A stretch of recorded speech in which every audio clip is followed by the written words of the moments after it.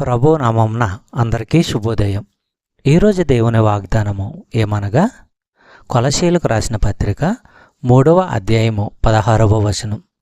సంగీతములతోనూ కీర్తనలతోనూ ఆత్మ సంబంధమైన పద్యములతోనూ ఒకరినొకడు బోధించుచు బుద్ధి చెప్పుచు కృపాసహితముగా మీ హృదయములలో దేవుని గూర్చి గానము చేయుచు సమస్త విధములైన జ్ఞానముతో క్రీస్తు వాక్యము మీలో సమృద్ధిగా నివసింపనీయుడి.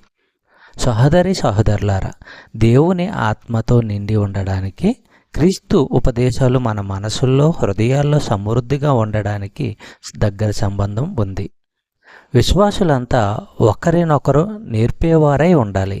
అయితే క్రీస్తు వాక్కులో సమృద్ధిగా ఉన్నప్పుడే ఇది సాధ్యము.